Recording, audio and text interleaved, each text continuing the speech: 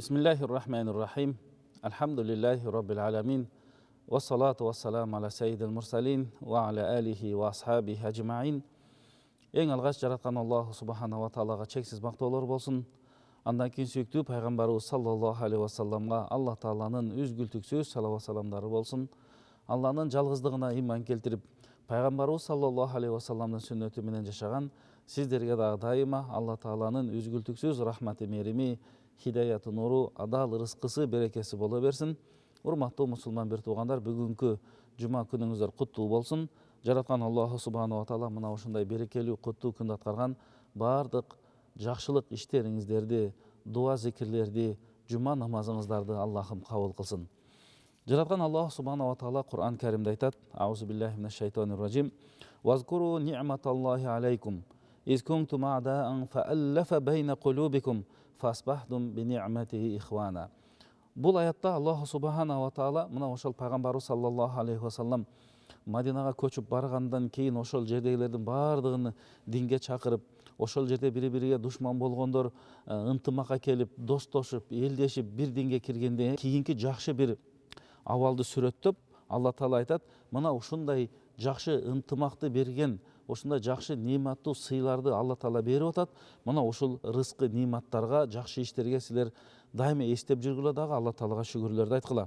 Анткени Аллаху Субханаху ва Таала силердин жүрөгүңөрдү бириктирди. Жана ошол Алла Таала жүрөктөрдү бириктиргенден кийин, бир динди кабылгандан кийин силер Алла үчүн бир тууган болдуңар дейт. Ал эми башка бир аятта: "Ва аллафа байна кулубихим". Аллаху Субханаху ва Таала алардын баарын жүрөктөрүн бириктирди, ынтымакка келишти.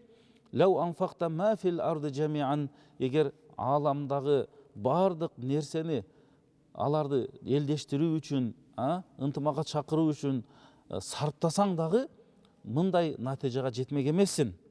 Ма аллафта байна кулубихим, алардын жүрөктөрүн бириктирип, элдештирип ала албайт эрең. Валакин Аллаха аллафа байнахум, болгону бир гана Аллаху Субханаху ва Таала ал ошу хидаят берип, тауфик берип, ийгилик берип, Алла Таала өзүнүн кудурети менен, күчү менен, тауфиги менен силерди бириктирди деген мына ушундай жакшы бир Алла Тааланын аяттары. Үчүнчү бир аятта Алла Таала айтат: "Я юхаллазина аману тақуллаха хаққа туқатих ва ла тамутунна илля ва антум муслимун".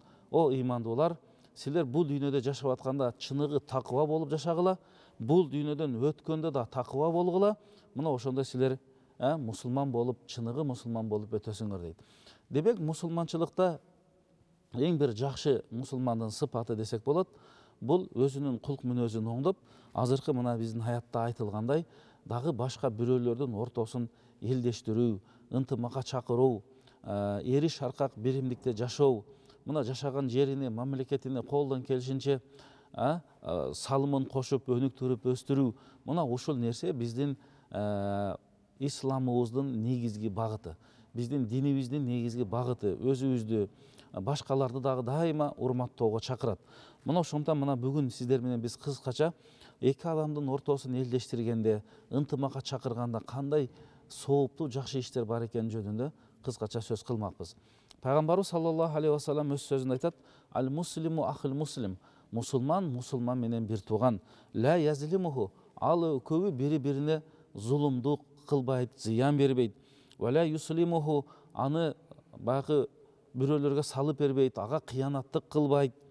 "Ман кана фи хаджати ахихи кана Аллах фи хаджатихи".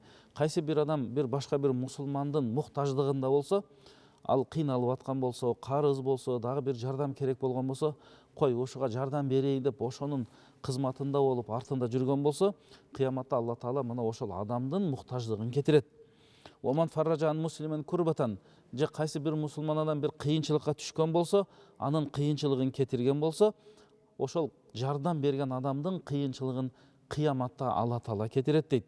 "Оман сатара муслиман сатарахуллаху ямал кыяма", кайсы бир адам башка бир мусулмандын айыбын жашырган болсо, Алла Таала ал адамдын кыяматта айыбын жашырат дейт.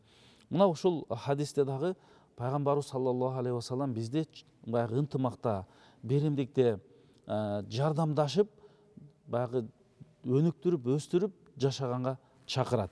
Пайгамбарыбыз саллаллаху алейхи вассалам өзүнүн хадисинде мындай деп айтат: "Ала ухбирукум би афдали min darajati siyami ва салати ва садақати. Күндердің бір күнінде пайғамбарымыз сахабалармен отырып, анан айтып қалады: мен силерге айтайынбы, кеде оразадан дағы, намаздан дағы, садақадан дағы жақсы бір пазилеттүү артықчылығы бар ишти айтайынбы дегенде, сахабалар бары ова, о Алланын елшісі, айтыңыз дегенде, пайғамбарымыз айтады: ислаху затил байин, эки араздашып қалған, бири-бири менен тарынышқан адамды елдештирүү дейт пайғамбарыбыз.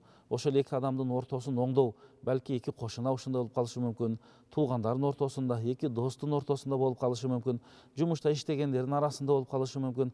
Мына ошондой учурларда жакшы бир даанышмандык менен экөөнүн ортосун жараштырган болсо, мына ушул ибадаттар сыяктуу эле кеде андан да жакшы болуп кетет деп пайгамбарыбыз айтат. Ва фасаду затил баййини ал-халиқату.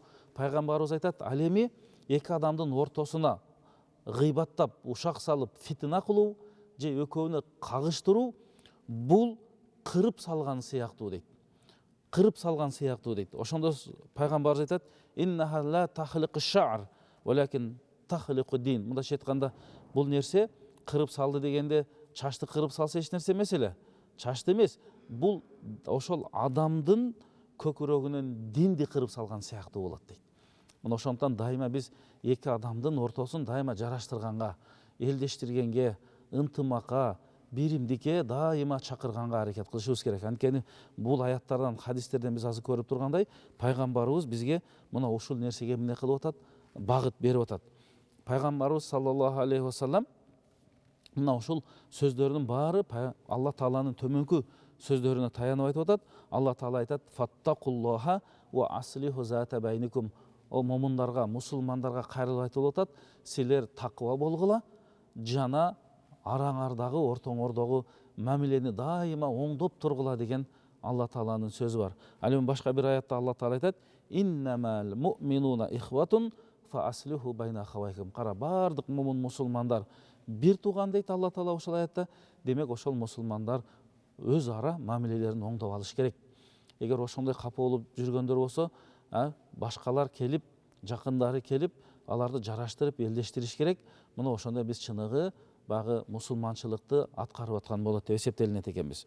Чындыгында адамдын Алла Таала Куранда айтат: шайтан силерге ачык айкын душман дейт. Ошон үчүн силер дагы шайтанды душман кылып алгыла дейт. Анткени шайтандын иши, иблистин иши бул адамды азгыруу экен. Себеби шайтан кыяматтагы жашоодо бул түбөлүктүү тозокко кирет.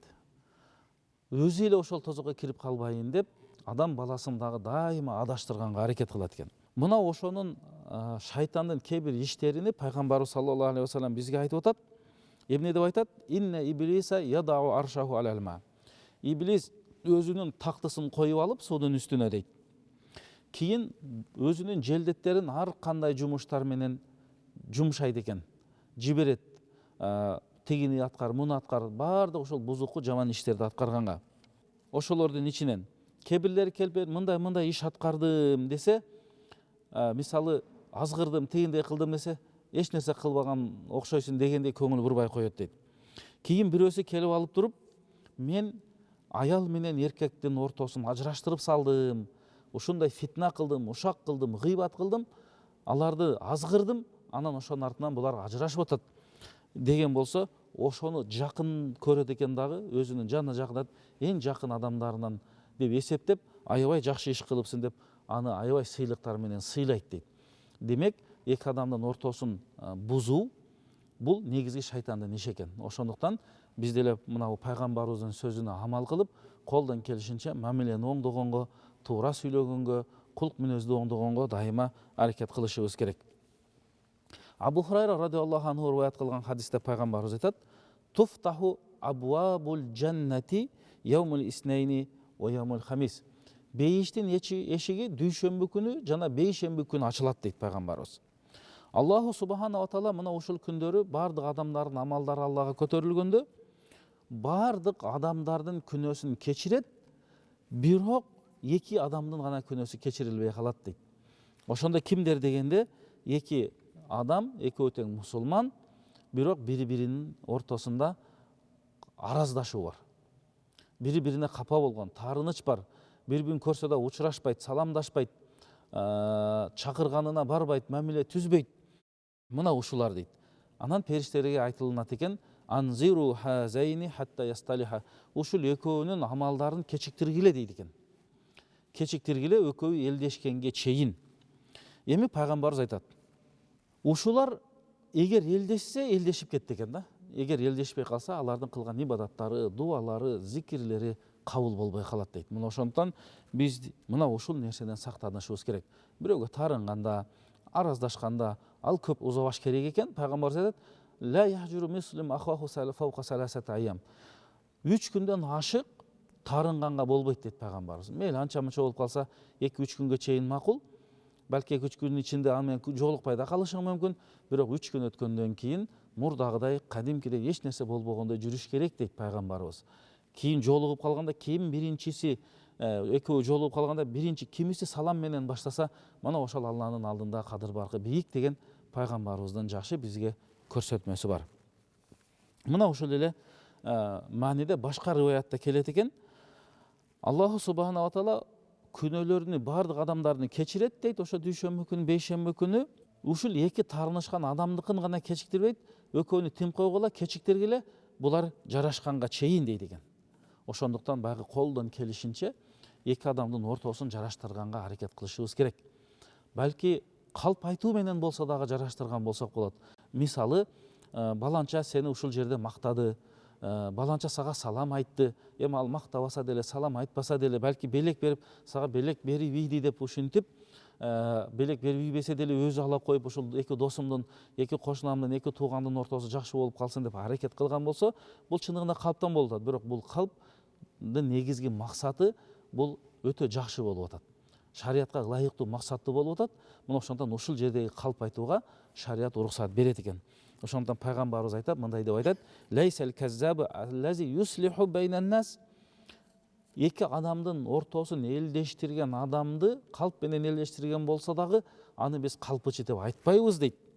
Фаюнми хойран ау якулу хойран. Анткени бул жерде жакшы сөздү айтып, жакшы ишти аткарып, жакшы бир максатка жетип атат деген маани болгондуктан бул калпка кирбейт экен. Ошентип жараштырган адамга калп деп жазылбайт экен, күнөө да болбойт экен.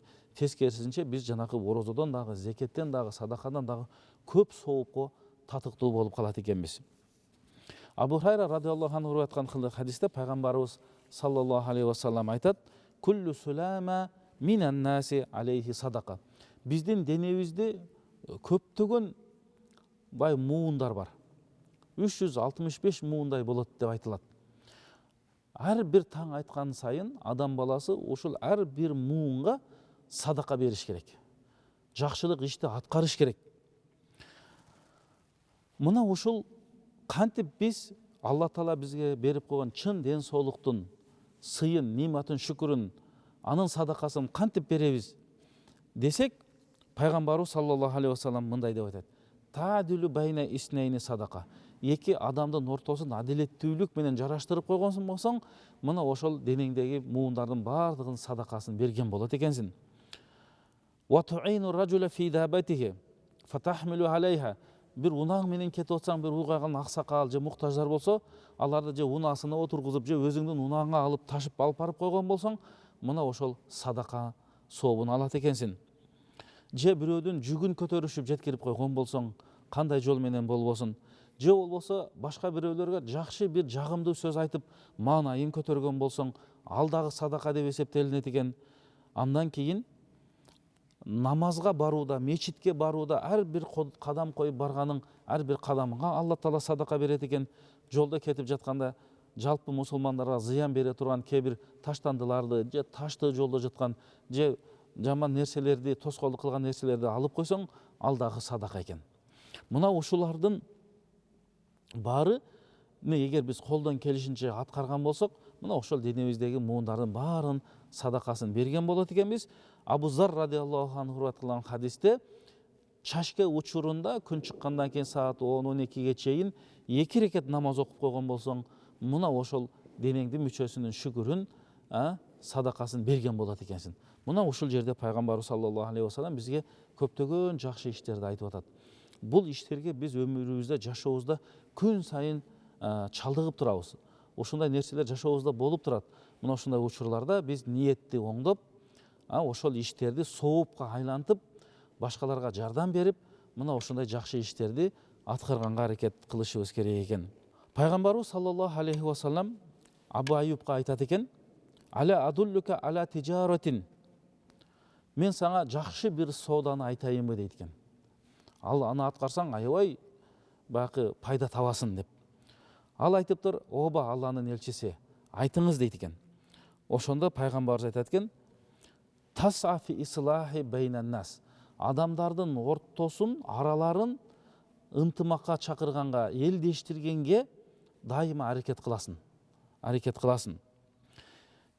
Качан дейт, эгер сен билип байкап калсаң, адамдардын мамилеси бузулуп, ушуга окшогон маселелер болуп калганда, сен аларды элдештиргенге аракет кылгын.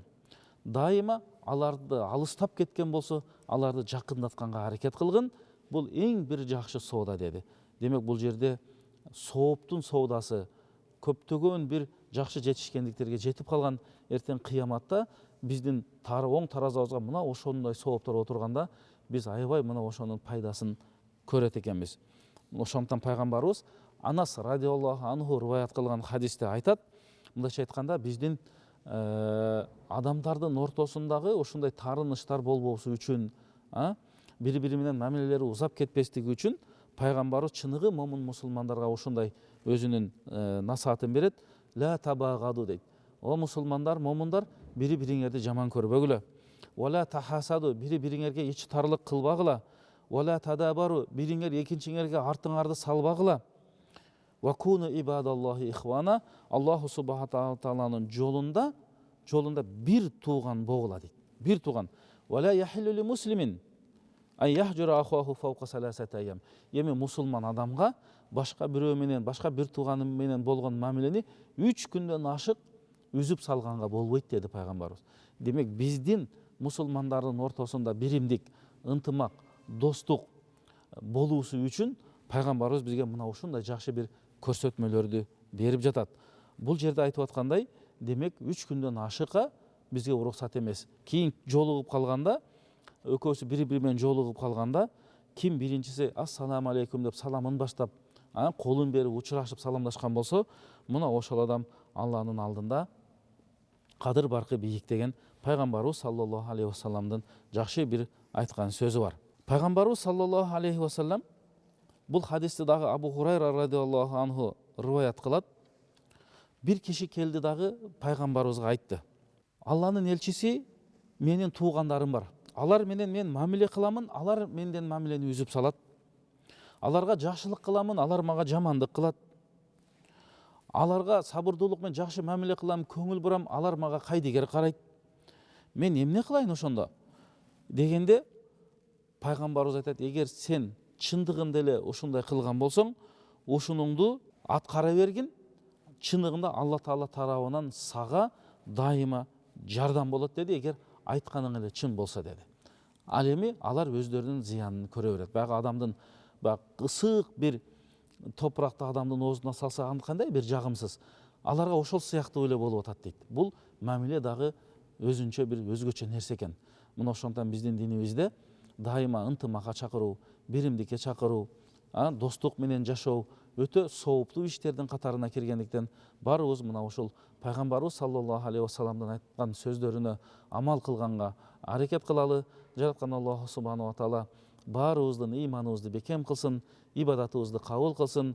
Бул дүйнөдө жакшы татыктуу жашоону Алла Таала баарыбызга насип кылсын. Араздашкандардын, таарынгандардын ортолорун Алла Таала дайыма жараштырсын. Аларга да Алла Таала хидаят берип, бир тууган болуп жашап, бейиште да чогуу жашоону Алла Таала баарыбызга насип кылган болсун. Урматтуу мусулман бир туугандар, дагы бир жолу жума күнүңүздөр маарек болсун. Ассаламу алейкум ва рахматуллахи ва баракатух.